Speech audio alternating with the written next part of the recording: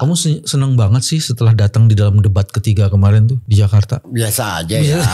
Bahkan ada orang-orang yang memanfaatkan itu menjadi untuk mendiskreditkan saya dengan ketololannya. Saya tidak akan menggadaikan harga diri saya untuk mendukung salah satu calon. Saya tetap konsisten berada dalam barisan Pak Anies, mendukung Pak Anies. Gue jual harga dirinya di mana, tolol?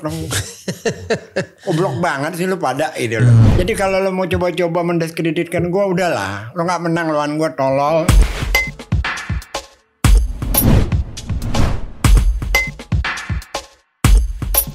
Bismillahirrahmanirrahim. Assalamualaikum warahmatullahi wabarakatuh. Teman-teman, jumpa lagi di channel ini, channel yang ingin terus-menerus menjaga kewarasan. Alhamdulillah, saya berhasil menahan dan menyetop Pak Geis untuk tidak buru-buru jalan setelah pertemuan tadi, dan sekarang kita ada di channel ini. Apa kabar Pak Geis? Alhamdulillah baik. Baik ya. Kamu seneng banget sih setelah datang di dalam debat ketiga kemarin tuh di Jakarta? Biasa aja ya. Bahkan ada orang-orang yang memanfaatkan itu menjadi untuk mendiskreditkan saya dengan ketololannya. Apa tuh maksudnya? Jadi kan gini, saya kan pernah bicara di sini. Kalau mendiskreditkan Des kan harus cerdas, bukan tahu. Di podcastnya Mas Bambang ini saat itu ya, bahwa kan banyak orang yang melompat. Ke RK maupun ke Pram ya. Tapi kalau yang ke Pram itu sebagian bicara dengan Pak Anies. Kalau yang RK itu ya ngomong kasih kabar, bukan itu. Lalu kan saya bicara di sini, saya bilang saya tidak akan menggadaikan harga diri saya untuk mendukung salah satu calon. Kan kalau dalam situasi seperti ini kan bisa aja saya mendukung siapapun. Tentunya ada harganya. Saya tidak akan menggadaikan itu. Nah, lalu kemarin kan saya datang ke acara debat ketiga. Kalimat-kalimat saya itu diambil lalu dijadikan bagian untuk mendiskreditkan. Padahal situasi yang sesungguhnya yang terjadi, saya tetap konsisten berada dalam barisan Pak Anies, mendukung Pak Anies.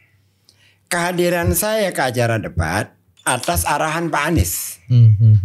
Jadi saya sama sekali tidak menggadaikan harga diri. Itu adalah bentuk dari perilaku saya yang konsisten dalam dukungan saya kepada Anies. Ketika Pak Anies mengatakan, oke, kolom kosong sudah tidak diterima oleh MK. Maka tidak punya dampak tuh gerakan Kercos atau kolom kosong. Kita berikan kepada Pram dan Dul. Kita ngikut dengan arahan Pak Anies. Jadi saya nggak serta-merta pindah, enggak. Ada arahan Pak Anies, saya ikuti. Gue jual harga dirinya di mana, tolol?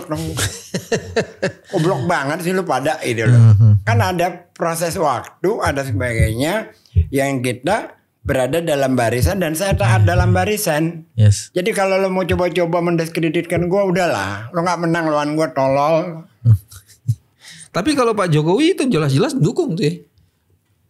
Ya begitulah dia, semakin membuat demokrasi kita tidak berwibawa ya. Kan belum pernah ada mantan calon presiden ikut-ikutan mantan presiden ikut-ikutan kampanye. Kan belum pernah ada, baru kali ini. Gitu ya. Dia ke Jateng, sekarang dia ke Jakarta. Jadi ya dia mungkin takut apa-apa yang dia ini kan kalah kali. Apa yang didukung, apa yang didukung, apa yang direncanakan. Itu pun yang dia dukung itu sebenarnya bukan untuk orang itu. Ada bagian dari kepentingan pribadi dan keluarganya. Jadi proksi lah orang ini. Aja. Kalau dia menang maka dia akan menyelamatkan keluarganya gitu ya. Kira-kira gitulah. Dan menjadi ya lucu-lucuan lah. Bagaimana membandingkan sikap Pak Jokowi yang mendukung dengan sikap Mas Anies dan Abah yang tadi ini guys Di mana letak perbedaannya dan kesamaannya? Ya sangat berbeda ya. Anies kan dia bekas gubernur DKI. Lalu banyak orang datang ke dia. Dia juga mantan gubernur DKI loh Pak Jokowi. Iya, mantan gubernur DKI. Lalu banyak orang datang ke dia. Lalu kan Anies memberikan endorsement seperti itu. Tidak bagi-bagiin kaos di jalanan segala macam gitu. Terus mengarahkan pasukan pada saat dia kan nggak ada sampai hari ini Anies melakukan itu. Beda lah, beda kelas. Oke. Beda dalam berkomunikasinya ya. Berkomunikasinya beda, perilakunya beda. Anies jauh lebih beradab, jauh lebih punya etika. Terus motif juga beda kan? Motif juga beda. Kalau Anies tuh kalau mendukung orang dia melihat pada komitmen, bukan kepada kepentingan pribadinya atau anaknya dan segalanya, bukan. Dia lihat visinya, komitmennya orang itu. Pak Jokowi ke Ridwan Kamil tuh setelah kemunculan itu dia ngomong ada beberapa hal yang perlu diberesin. Ini kayak kasih petuah gitu ya. Salah satunya kemacetan gitu loh. Lah dia gubernur 2 tahun di Jakarta. Setelah itu dia katakan kemacetan dan banjir di Jakarta akan beres kalau saya jadi presiden. 2 periode jadi presiden gak beres. Iya. Kemacetan dan banjir memang itu dia kemukakan. Gak beres 2 periode dia. Tetapi di masa Anies jadi gubernur, tingkat kemacetan Jakarta dari ranking 4 sedunia turun menjadi 41. Bertahap ya tiap tahunnya. Tapi turun jelas ada ukurannya gitu. Di masa Pak Jokowi kan kagak ada ukurannya. Gak turun. Dia gak turun karena gak ada ukurannya. Gak ada ukurannya. Di masa Anies ada ukurannya gitu loh. Ada ini sebuah lembaga dunia apa sih namanya, Tumi atau apa gitu kan, buat. Kalau banjir di masa Anies jelas turun. Jadi wilayah yang tergenang jauh lebih sedikit. Lalu lamanya banjir juga jauh lebih cepat prosesnya. Kan kalau Pak Anies itu bekerja ada SOP-nya, ada target waktunya dan sebagainya. Bukan berita kalau saya jadi presiden selesai ini semua. Enggak. Saya jadi gubernur saya beresin dan diberesin sama Anies. Bukan minta jabatan lebih tinggi. Bukan minta jabatan lebih tinggi. Ada yang disebut yang lainnya oleh Pak Jokowi. Tata ruang. Rumitnya menangani kawasan kumuh dan ruang terbuka hijau. Bedain dengan Anies apa tuh? Ya kalau di masa Pak Anies daerah-daerah yang kumuh dirapikan kampungnya bersama masyarakat setempat. Perapian kampung-kampung kumuh. Selama 5 tahun itu saya ada wawancara saya dengan kepala dinas sumber daya air itu. Itu hampir lebih 200 kampung kumuh dirapikan secara bersama. Gitu. Jadi bukan kampungnya yang dihilangkan kumuhnya. Bukan kampungnya. Bukan kampung yang dihilangkan. Kalau di masa Pak Jokowi yang dilanjutkan Ahok kan kampungnya yang dihilangkan. Kampung akuarium. Yang katanya dia geser. Tapi kan digusur. Ini ada juga informasi katanya ada koalisi sekarang antara anak Abah dan Ahokers ya. Itu dari mana ceritanya? Apa asal usulnya bagaimana tuh diskusi mengenai itu? Saya nggak ikutin juga itu awalnya saya nggak ngikutin. Tetapi kan memang setelah Anies memberikan arahan kepada kita bahwa yang layak dan patut didukung adalah Pramono Anung dan Rano Karno, maka ada inisiasi lah dari teman-teman di bawah itu untuk memberikan dukungan secara bersama. Saya kira kredibilitas seperti itu wajar ya. Jadi dukungan-dukungan yang muncul berkaitan dengan itu dari satu sisi wajar, tapi dari sisi yang lain sebenarnya aku nggak ngerti ya. Pak Jokowi kan harusnya kembali ke rakyat dan dia harus menjadi bapak bangsa gitu ya. Mana ada? Nggak ada. Dia nggak punya mentalitas seperti itu. Jadi? Dari zaman Pilpres aja kan udah ada lihat MK perlakukan semacam itu agar anaknya lolos jadi wapres. Jadi dia bapak bagi keluarganya tapi tidak bagi bangsa. Tidak bagi bangsa. Karena tidak punya. Dia pikiran semacam itu nggak ada di dia. Nggak ada. Jadi jangan berharap gitu. Dan kita liatin aja perilaku bahkan setelah jadi mantan pun masih kayak ya gitu. Yang belum habis tuh ceritanya tuh dia ini ya, suka bagi-bagi kaos terus dengan cara melempar-lempar gitu ya. Itu gimana tuh ya? Watak ya. Watak feodal, watak yang tidak menghargai orang. Terus kan pernah kita lihat kan di mana-mana itu di zaman kolonial Belanda memberikan kepingan uang itu kan, terus rakyat itu berlaku sama seperti itu. Dibuang gitu terus ya. Rakyat berebut. Dan dia senang aja lakukan itu dan dia teruskan. Dia tidak peduli gitu. Walaupun itu secara kemanusiaan kita menolak. Kan kalau kita waras kan mana sih gitu. Sesuatu yang dilempar-lempar kayak gitu terus rakyat berebut gitu. Guys, DKI begitu penting sehingga dia harus terus-menerus dalam monitor ya. Supaya kemudian DKI itu bisa betul-betul untuk kepentingan kemaslahatan dan menjadi etalase Indonesia di mata dunia. Nah, kalau ngelihat perdebatan di mana Guys hadir dalam perdebatan ketiga tuh apa yang menarik di situ? Secara substansial tidak terlalu banyak yang menarik ya, karena tidak ada beradu gagasan perdebatan yang itu kan biasanya kan itu akan muncul setelah ada perdebatan yang tajam gitu. Kemarin tuh nggak ada, relatif datar aja. Datar. Di samping ya Mas Pram dan Rano kan kita udah tahu visi misinya, RK kita udah tahu visi misinya. Tapi ada yang spontan dari situ, dari RK Ridwan Kamil maksud saya, ingin memindahkan balai kota ke Jakarta Utara, spesifik disebut Ancol. Ya buat saya menariknya ya semakin menunjukkan bahwa dia nggak ngerti Jakarta. Kok bisa gitu? Ya gimana ceritanya, daerah Jakarta Utara itu kan yang kita tahu tanahnya itu kan semakin paling pertama dibanding daerah-daerah lain yang mengalami tingkat penurunan tanah. Terus dia mau pindahkan balai kota ke sana, kan makin banyak bangunan-bangunan, makin turun lah di situ. Jadi ini orang belum lagi gini ya, ke Jakarta Utara jangankan kita dari Ledjam Suprapto, terus belok kiri masuk ke Ahmad Yani itu ke arah Tanjung Priok, di tengah jalan saja kita nggak bisa lurus loh. Kan ada pemotongan itu dari yang Kelapa Gading tuh. Jadi mesti putar balik. Artinya akses ke Tanjung Priok aja kagak mudah.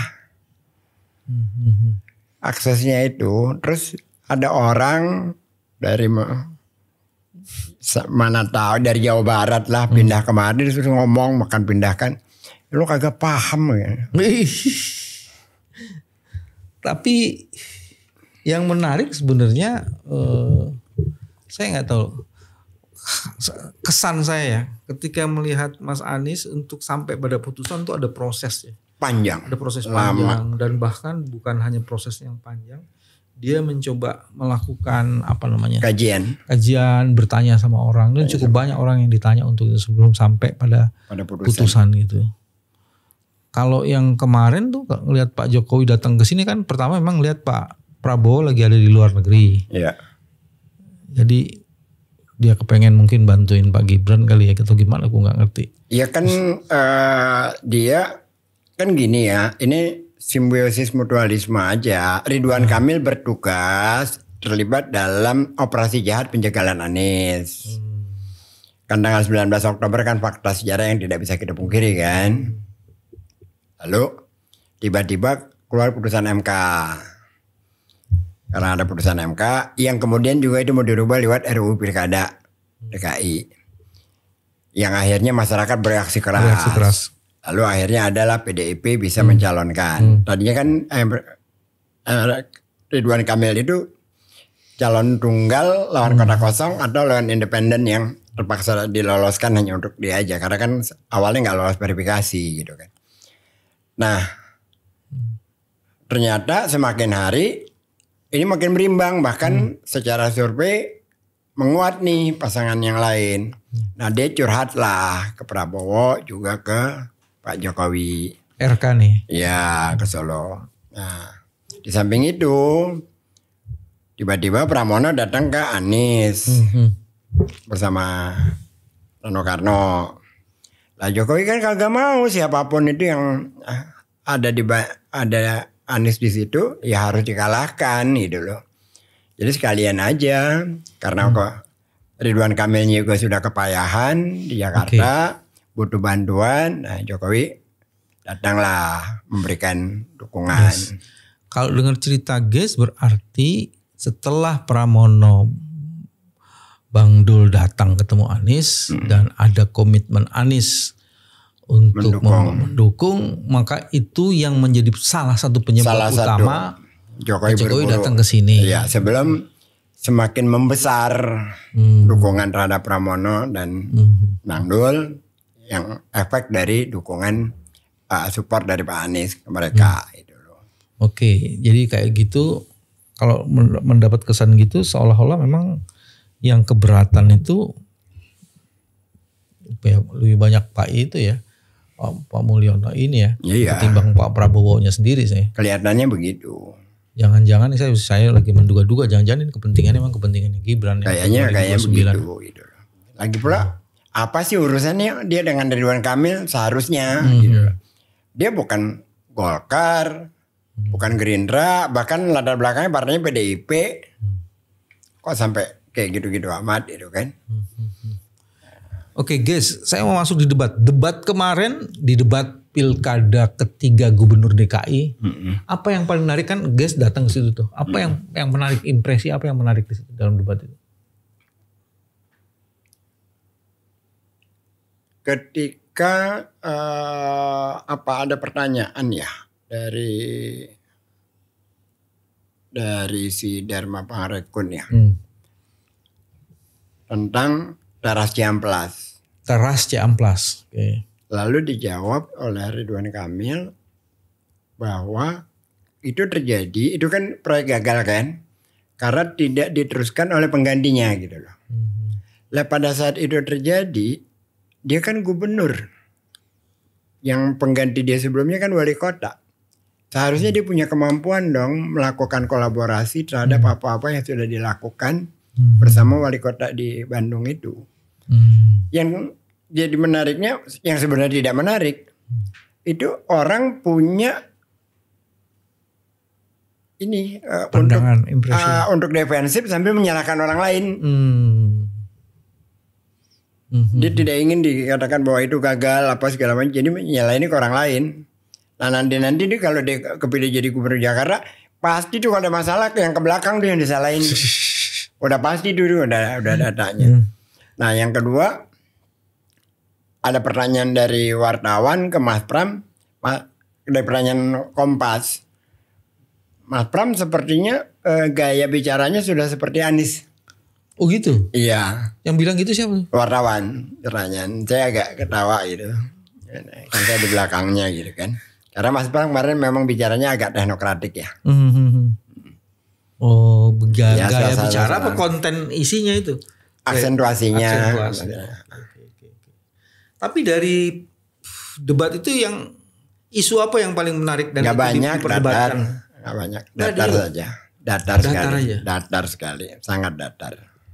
Kan kalau soal isu lingkungan, iklim, polusi, sampah kita semuanya udah tahu itu, udah lama menjadi perdebatan, udah lama. Tapi dibicarakan secara datar. Jadi kalau kita ada di situ, ya agak bosan ya. Duduk tuh agak bosan. Baru mulai agak menarik setelah ada saling pertanyaan itu. Dan kan memang secara artikulasi Mas Pram kan baik ya, artikulasinya tuh runtun. Tetapi dia kurang dalam aksentuasi yang tekanan-tekanan membawa orang. Ya. Pak Ridwan Kamil juga sama kan? Itu lebih datar lagi dia. Lebih datar lagi gitu loh. Jadi kan kita tidak tertarik dipaksa secara tidak langsung untuk menyimak. Iya. Itu kan juga bagian dari komunikasi politik. Saya mau geser ke Jawa Tengah sedikit. Di Jawa Tengah tuh kan pertarungannya memang head to head kan. Kalau di sini kan masih ada 3. Terus Pak Jokowi didatangi oleh salah satu calon. Bahkan kemudian Pak Jokowi keliling itu kan kampanye itu ya. Padahal itu adalah kandang yang Kandangnya Bandeng. kompetitor yang lain gitu kan. Itu gimana ya bisa membayangin Pak Jokowi itu sengaja kayaknya memang ya kayak mau bikin marah Mbak Mega gitu. Nggak punya adab ya. Kan kita ya setidak-tidaknya ya punya rasa terima kasih, punya apa gitu. Kalaupun ada kesalahan ya sekali lah atau apa. Ini kan terus gitu. Kayak itu ya, kayak nantang gitu ya. Kayak gitu nantang, iya kayak nantang. Nih gue lebih hebat dari partai lu, bukan hanya kepada Mbak Mega, yang sekaligus sama partainya itu. Dia meyakini bahwa yang dia dukung pasti menang gitu kan. Jadi dia merasa lebih besar dari partai yang membesarkan dia sendiri. Makanya saya bilang gak punya adab orang. Yang enggaknya kan kita kalau pun marah, ada kita yang kita tahan ya, menahan diri. Dia kan gak ada. Hampir semuanya itu dianggap harus yang sesuai dengan kepentingannya dia. Jadi di mana bapak bangsanya? Babe bangsa. Dengan perilaku kayak gitu. Di dalam perdebatan tuh aglomerasi nggak masuk ya, nggak ada ya. Padahal itu penting banget, itu salah satu perubahan DKI itu di situ tuh. Mestinya. Iya. Ya kemarin nggak ada. Jadi ya saya duduk di situ menyimak dan jauh lebih berdebar-debar pada saat pilkada DKI Ahok dengan Anies dengan AHY ya. Wah itu jauh lebih mendebarkan itu. Karena kan terutama Anies dengan Ahok kan dua-duanya sama-sama menguasai masalah dan sama-sama memiliki aksentuasi yang menarik orang dipaksa untuk mendengarkan yang dia ngomong gitu. Iya. Jadi ada persoalan kayak gitu ya. Isu sama sekali nggak ada yang menarik ya guys ya. Isunya banyak menarik tapi cara dikomunikasikannya secara datar nggak keangkat. Isunya menarik. Ya, dibahas dengan cara yang tidak menarik ya, akhirnya. Jadi datar aja kan. Isu lingkungan sangat menarik sekali sebenarnya. Nah kalau untuk apa sebenarnya the real problem of Jakarta the next ya setelah tidak jadi ibu kota, terus udah gitu tinggi tanah juga mulai turun, tantangan climate change juga ini, itu kira-kira tantangan ke Jakarta ke depan apa yang mesti diperhatikan? Ya kalau saya sih ya sekali lagi karena saya itu secara objektif apa yang sudah dilakukan Anies kemarin itu yang udah paling benar. Tinggal diterusin nih. Tentang perubahan iklim, tentang polusi Jakarta, tentang lingkungan, kampung kumuh dibenahi, berkolaborasi dengan warga setempat, gitu kan. Ruang ketiga publik diperbanyak di mana-mana. Kan memang ini kota udah parah dari sananya gitu loh. Jadi apa-apa yang sudah dilakukan Pak Anies kemarin itu lebih diperluas dan benar-benar menjadi kebijakan bersama dan berkesinambungan, dan itu bukan hanya Anies sih sebenarnya, itu agenda dunia. Jadi nggak usah merubah-rubah lagi dengan cara lain yang sifatnya kosmetik. Maksud lu ngerubah mindahin di balai kota? Ya kadang-kadang pakai ya Mbak. Kan kayaknya aneh jadinya kan, gitu kan. Rubah pindahin balai kota lah apa. Apa tuh alasannya mindahin balai kota ya? Ya sama aja. Kayak dia ngomong mau naruh tempat gym di shelter busway gitu. Gak ada, cuman gimmick aja. Iya. Tapi gagasannya sama juga ya, mindahin ibu kota. Balai kota. Kalau yang satu mindahin ibu kota, satu mindahin balai kota. Balai kota, gak substansial. Sama sekali gak substansial. Jadi apa-apa yang dikerjakan kemarin bukan hanya Anies, termasuk dari zaman Ahok juga. Ikut serta itu bagus semuanya, kecuali soal penggusuran ya. Tapi kan ini kota kita bersama. Isu lain yang harusnya menjadi perhatian bersama tuh apa guys di Jakarta beberapa tahun ke depan? Ada hal yang tidak menjadi isu tapi harusnya menjadi perhatian. Pada di masa Anies itu menjadi perhatian kuat sekali. Perlindungan perempuan dan anak. Oke. Kan belakangan ini di daerah-daerah kan banyak sekali tuh anak meninggal, perempuan, itu apalagi dengan kasus-kasus judi online segala macam kan. Nah kemarin tidak masuk dalam pembahasan. Kalau di masa Pak Anies itu masuk pertama kalinya masuk dalam RPJMD.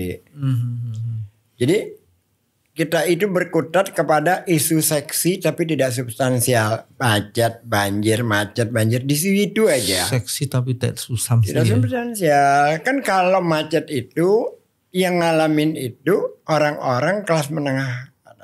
Orang-orang di seputaran Jakarta, Penjaringan sana nggak kemana-mana. Dia nggak urusan dengan kemacetan. Orang-orang di Pademangan itu nggak juga urusan dengan kemacetan gitu loh. Karena kan kerjanya berputar di seputaran situ aja mereka. Baik. Isu yang paling kuat bagi mereka adalah ekonomi. Isu yang kuat bagi kalangan perempuan itu di daerah-daerah miskin itu perlindungan terhadap mereka. Tapi kan menjadi wacananya banjir, macet, kan itu terus. Gitu. Seksi tapi tidak substansial. Seolah-olah masalahnya itu di ruang-ruang besar dan soal-soal dengan itu hanya besar. Persoalan kelas menengah ke atas aja sebenarnya. Bukan persoalan mendasar dari masyarakat, persoalan publik. Ada persoalan lain yang juga tidak dibahas. Apa misalnya? Kalau di masa Pak Anies saya malah kencang itu. Keterbatasan lahan pemakaman di Jakarta. Betul. Kan makin hari makin terbatas. Itu kan kebutuhan kita. Itu juga tidak terangkat permukaan. Cerdas guys. Sebagai seorang ahli kubur dia paham betul ada masalah. Kita semua ahli kubur memang. Memang. Jadi kan kalau sekarang itu ada di Pondok Rangon. Kita ada berapa ya? 80 berapa? Apa 114 lahan pemakaman. Rata-ratanya itu sebagian besar sudah 95% terisi. Occupation rate yang paling tinggi di Jakarta itu adalah lahan pemakaman. Lahan pemakaman. Hingga sekarang kalau kita misalkan ada yang wafat, mau dimakamkan di karet, kita sudah harus punya kapling dari keluarga kita yang sebelumnya di situ, baru bisa. Kalau enggak. Nggak bisa. Dan sekarang udah mulai ada tradisi ditumpuk ya. Ditumpuk. Jadi kan itu kan hal yang sangat penting gitu loh, berkaitan dengan sosiologis kita, di mana kita kalau meninggal ya dikubur, nggak dibakar. Guys, prediksimu tuh terhadap pilkada ke depannya apa sih? Terutama DKI. Ya pemenangnya. Ya macam-macam lah prediksi pemenangnya, programnya apanya. Ya kalau pemenangnya ya kalau saya ya insya Allah tidak-tidaknya lebih baik ketimbang yang sana ya Pramono Dol. Kalau pemenangnya yang saya harapkan. Yang kedua, untuk harapan berlebihan seperti yang 5 tahun kemarin nggak terlalu banyak ya. Terlalu banyak. Kalau bisa berlaku seperti yang kemarin saja udah alhamdulillah banget. Oke. Teman-teman, DKI tetap menyala, DKI tetap menjadi panggung perhatian di Indonesia. Guys, orang Jakarta, Betawi bahkan, dan terus-menerus memperhatikan Jakarta. Pilihan sudah diarahkan atas arahan dari Abah Anies. Dan ini akan menjadi bagian penting untuk menentukan siapa gubernur Jakarta di masa yang akan datang. Yang jauh lebih penting bukan siapa gubernurnya, tapi apakah programnya betul-betul untuk mewujudkan kesejahteraan dan keadilan dan menimbulkan kemaslahatan. Inilah cara kami menjaga kewarasan. Terima kasih, sampai ketemu lagi. Assalamualaikum warahmatullahi wabarakatuh. Waalaikumsalam.